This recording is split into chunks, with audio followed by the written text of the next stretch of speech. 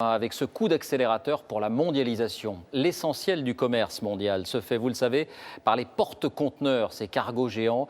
Eh bien, le fameux canal, seul point de passage pour traverser l'Amérique, est l'objet d'un gigantesque chantier. Il sera élargi pour accueillir des navires toujours plus gros. Envoyés spéciaux Stéphane Bretner, Régis Massini. Le canal de Panama, c'est une voie d'eau pas plus large que la Seine, où s'engouffrent des navires de 250 mètres de long. Pour parcourir ces 80 km entre l'Atlantique et le Pacifique, il faut passer 3 écluses. Une merveille ce canal. Construit il y a 100 ans, c'est le seul endroit qui permet de traverser l'Amérique. Tous les jours, ces bateaux de 65 000 tonnes mettent une dizaine d'heures pour passer d'un océan à l'autre. Mais leur taille est telle que des remorqueurs doivent les accompagner avant chaque écluse.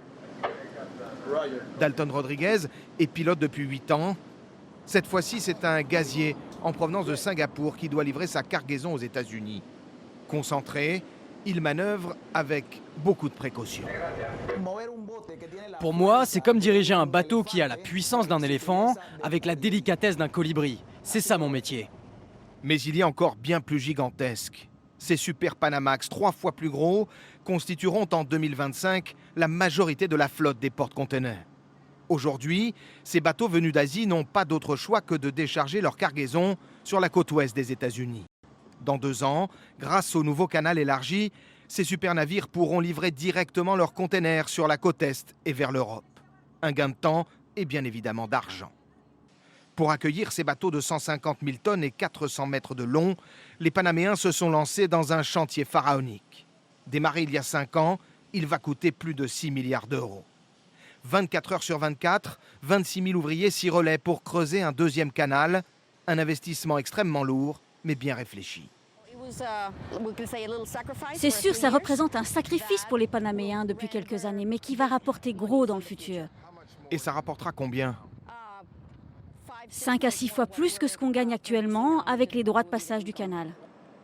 De nouvelles écluses vont également sortir de terre, situées juste à côté des anciennes.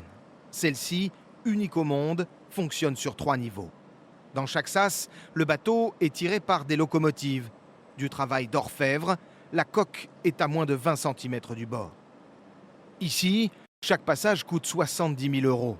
Et en avril 2015, anciennes et nouvelles écluses fonctionneront en parallèle.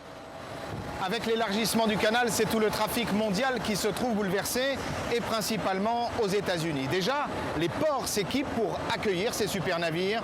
En jeu, des milliers d'emplois et des milliards de dollars en impôts et taxes. Entre la côte est et la côte ouest, la guerre des ports est déclarée.